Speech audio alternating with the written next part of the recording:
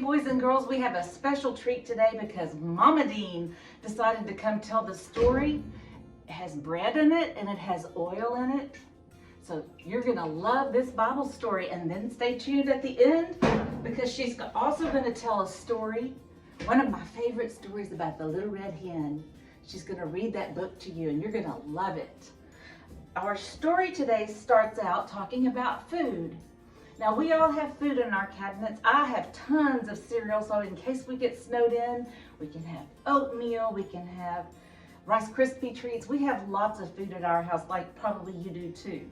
I know one time Hunter and I tried to cook a chicken pot pie, and nothing was on the grocery store shelves. And that's what it reminded me of long ago, maybe 2 years ago, with the pandemic when nobody could work. We had very little food on the shelves, but we still had food for supper, didn't we? Turn left. That's it. Let's see if they've got cream of chicken. COVID-19, y'all. Do you see cream of chicken? Cream of celery? We may have to come back in the morning.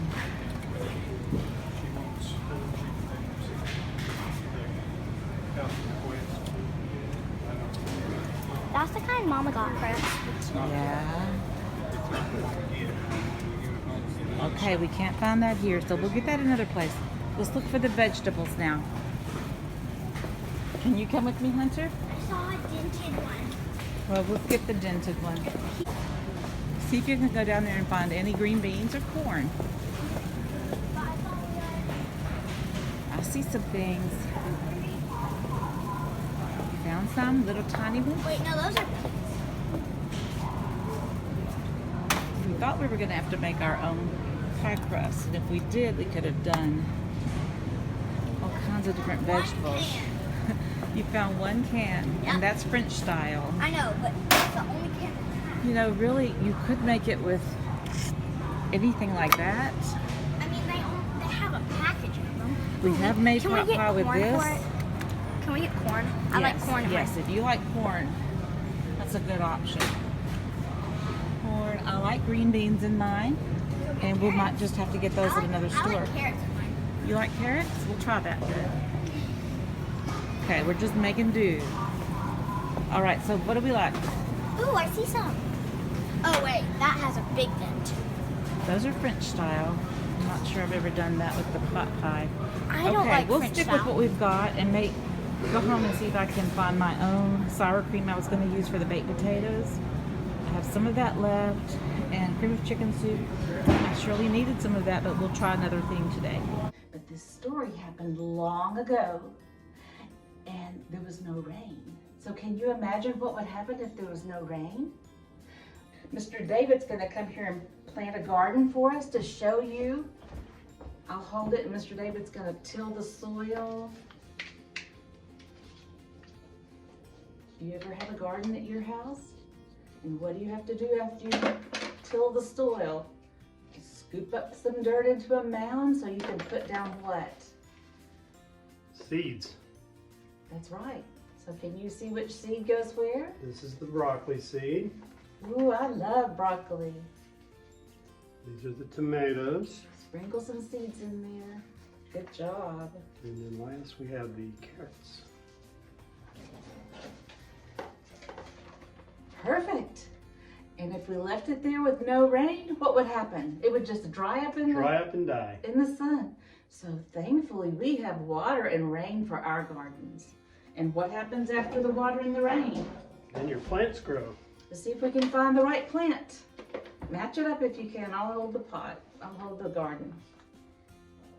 The orange one goes where the carrot seeds were. What's that? Is that broccoli? And that's a little hard. This one might be easier to go upside down. Perfect. And which one is that? Tomato. And I know some of you, like Ezra and Lily, have planted tomatoes in your garden. I love to see the watering that you're doing and the picking of your food. But our story today takes place when there was no rain. Okay, I hope you enjoy it. Today, boys and girls, we're going to study about Elijah.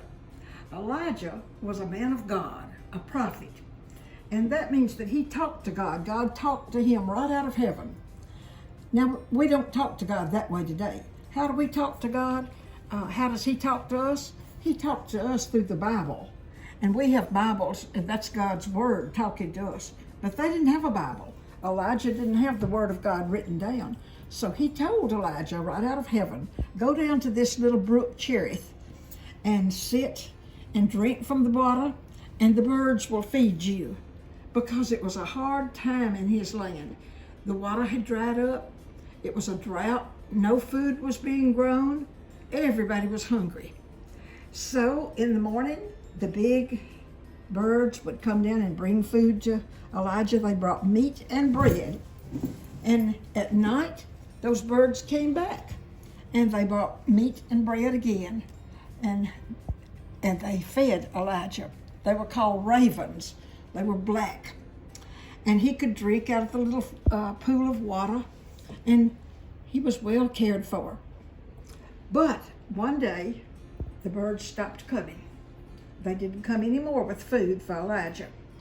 And the little brook that had water dried up, and there was no more water for Elijah. That was God saying, you'll have to go somewhere else. So God said to him, Elijah, I want you to go into the town of Zarephath, a little town that was very nearby. And he did that. He went on his way to Zarephath. And God said, there's a woman there, a widow. She doesn't have a husband, but she has a son. And she'll feed you and take care of you there. Well, he saw this woman coming, and she had a little bundle of sticks. She had been out gathering sticks. And he said, I'd like a drink of water.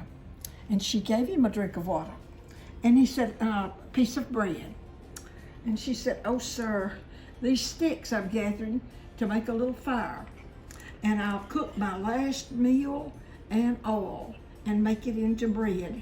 And my son and I will eat that bread, and then we'll die because we don't have any more food.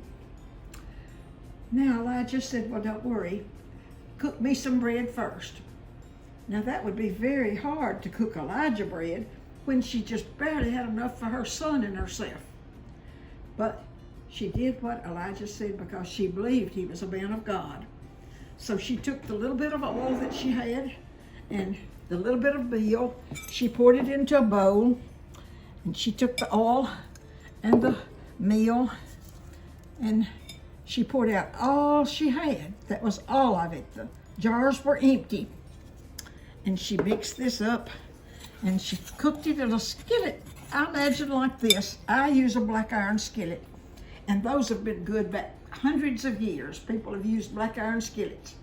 So she cooked the bread, mixed it up, put it in the skillet, and made cakes. And she was so happy to do that, even though she knew that was all she had. There was no more meal, no more oil. And she put it in the oven and she cooked it. And she brought out her cakes of bread, and she gave one to Elijah, and one to her little boy, and one to herself. And then that was all of it. It was gone. But God was taking an interest in this, and he was taking care of Elijah.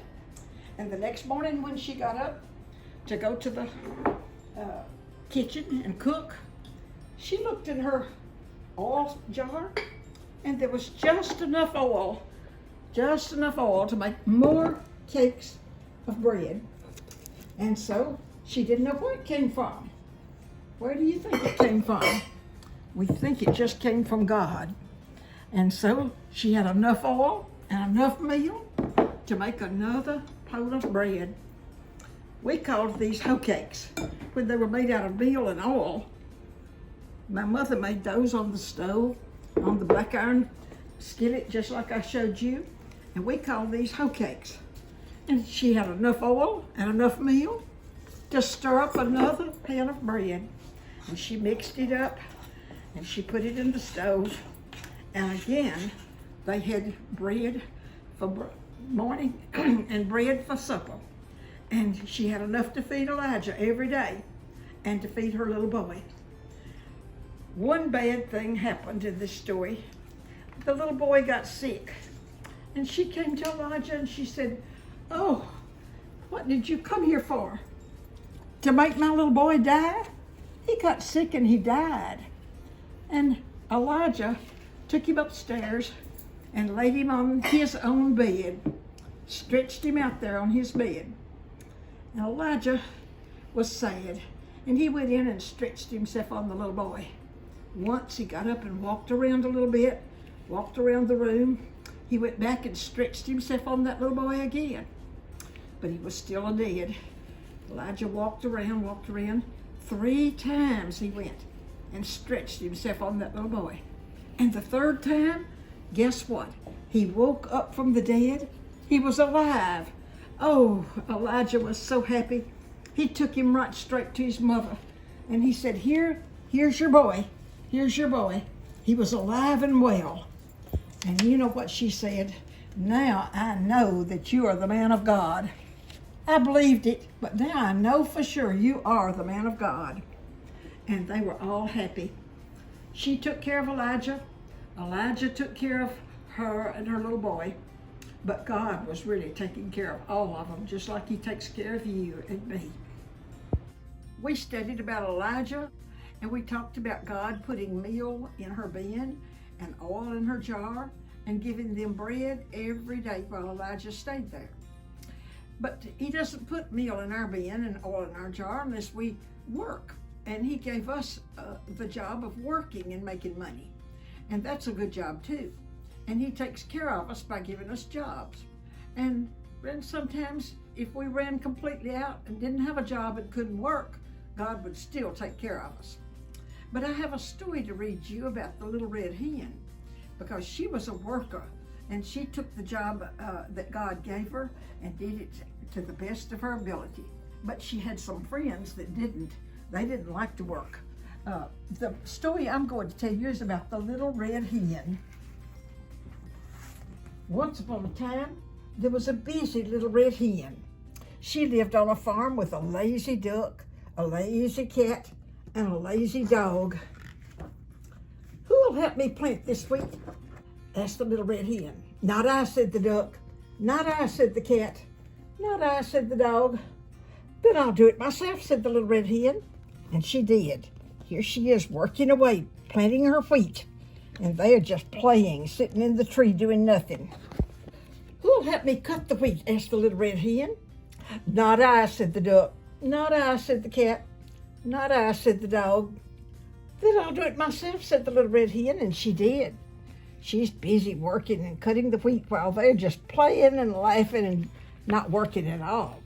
"Who'll help me make the flour?" asked the little red hen. "Not I," said the duck. "Not I," said the cat. "Not I," said the dog. "Then I'll do it myself," said the little red hen, and she did. She went to the mill.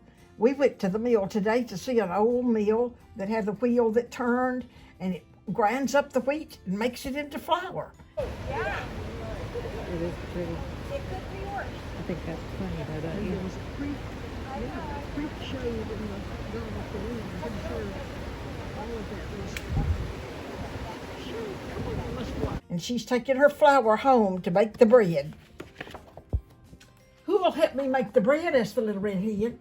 "Not I," said the duck. "Not I," said the cat. "Not I," said the dog. "Then I'll do it myself," said the little red hen. And she did. She got into her kitchen and got her bowl and stirred up her bread. She put the milk and the flour and the salt and the yeast in it, and she made the bread. He's just lying on that bench being lazy. The cat's just got her hands behind her head being so lazy. But the little red hen is busy. "Who'll help me eat the bread?" asked the little red hen. "Look at that good hot bread coming out of the oven." "I will," said the duck. "I will," said the cat. "I will," said the dog. "No, you won't," said the little red hen. "I made it, I baked it, I'll eat it myself." And she did. She ate that bread up, and those lazy friends didn't get one single bite because they wouldn't work. God says, if a man doesn't work, don't let him eat. So they didn't get a bite to eat. But she got to eat that good old hot bread all by herself because she worked. You might could have shared it. Not with